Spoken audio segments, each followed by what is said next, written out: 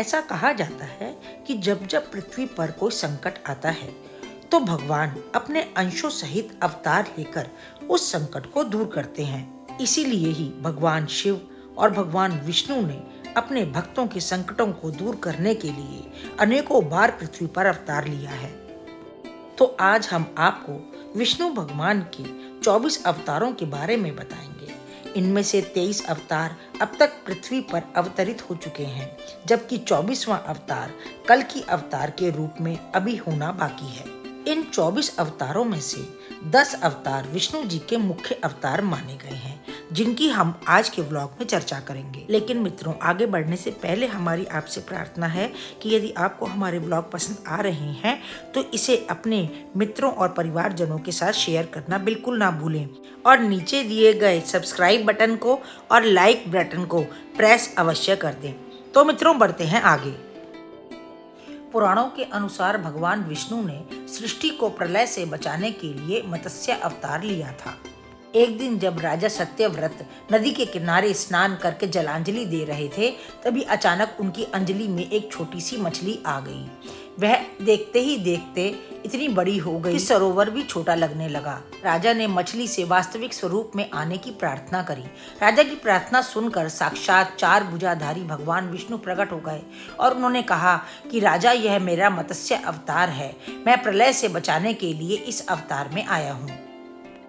भगवान विष्णु का दूसरा अवतार वराह रूप में हुआ। पुरातन समय में दैत्य हिरण्याक्ष ने जब पृथ्वी को ले जाकर समुद्र के बीच में छिपा दिया, तब ब्रह्मा की नाक से भगवान विष्णु वराह रूप में उत्पन्न हुए। समुद्र के अंदर जाकर अपने दांतों पर रखकर वे पृथ्वी को बाहर ले आए। जब हिरण्याक्ष ने यह देखा तो उसने भगवान विष्णु को वराह रूप को ललकारा। दोनों में भीषण युद्ध हुआ और अंत में भगवान वराह ने हिरण्याक्ष का वध कर दिया। धर्म ग्रंथों के अनुसार भगवान विष्णु ने कूर्म का अवतार लेकर समुद्र मंथन में सहायता करी थी। भगवान विष्णु के कूर्म अवतार को कच्छप अवतार भी कहते हैं।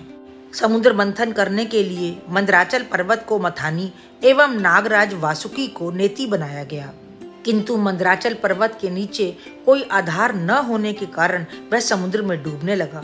यह देखकर भगवान विष्णु विशाल कूर्म अर्थात कछुए का रूप धारण करके समुद्र में मंदराचल के आधार बन गए। भगवान विष्णु के इसी अवतार के कारण समुद्र मंथन संपन्न हुआ था। भगवान विष्णु का अगला अवतार नरसिंह अवतार है। धर्म ग्रंथों के अनुसार दैत्यों का राजा हिरण्यकश्यप स्वयं को भगवान से भी अधिक मानता था। उसे वरदान था कि वह मनुष्य, देवता, पक्षी, पशु किसी से नहीं मर सकता। न दिन में मरेगा, न रात में, न धरती पर, न आकाश में, न अस्त्र से, न शस्त्र से। इस प्रकार से उसके राज्य में जो भी पूजा करता था उसको दंड मिलता था। इसके चलते उसने स्वयं के पुत्र प्रहलाद को भी मृत्यु दंड दे दिया था। उसने प्रहलाद को मारने के लिए अपनी बहन होलिका के साथ उसे अग्नि में बिठा दिया था। होलिका को यह वरदान प्राप्त था कि वह कभी भी अग्नि से नहीं जल सकती।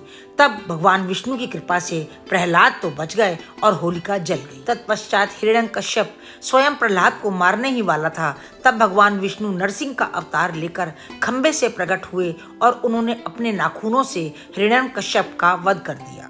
सतयुग में प्रहलाद के पौत्र दैत्यराज बलि ने स्वर्ग लोक पर अधिकार कर लिया था। सभी देवता इस विपत्ति से बचने के लिए भगवान विष्णु के पास गए। राजा बलि अपनी दानवीरता के लिए बहुत ही प्रसिद्ध था। तब भगवान विष्णु ने वामन का अवतार धरा और 3 पग धरती दान देने का संकल्प ले लिया। भगवान वामन ने एक पग में धरती और दूसरे पग में स्वर्ग लोक नाप लिया और तीसरा पग राजा बलि के सिर पर रखकर देवताओं की सहायता करके उन्हें स्वर्ग पुनः लौटा दिया। हिंदू धर्म ग्रंथों के अनुसार परशुराम भगवान विष्णु के प्रमुख अवतारों में से एक थे। परशुराम भगवान विष्णु का एक क्रोधी ब्राह्मण योद्धा अवतार है। उन्होंने 21 बार क्षत्रिय राजाओं का संहार किया जो अधर्म और अन्याय में लिप्त थे। त्रेता युग में राक्षस राज रावण का अंत करने के लिए भगवान विष्णु ने राजा राम रूप में राजा दशरथ के यहाँ जन्म लिया। इस अवतार में न केवल पिता के कहने पर वनवास गए, बल्कि अनेक राक्षसों का वध भी किया और मर्यादा का पालन करते हुए अपना जीवन यापन किया।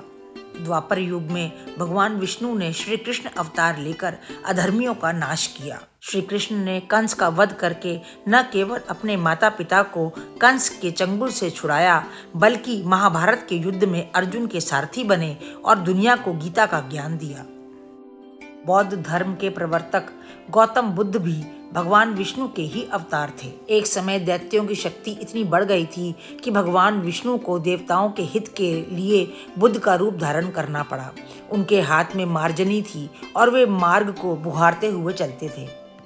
धर्म ग्रंथों के अनुसार कलयुग में भगवान विष्णु कल्कि रूप में अवतार लेंगे। कल्कि अवतार कलयुग और सतयुग के संधि काल में होगा।